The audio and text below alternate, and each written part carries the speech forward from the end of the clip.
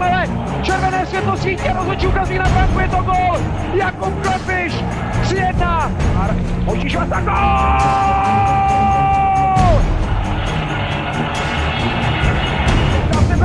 Rakúnek je gól!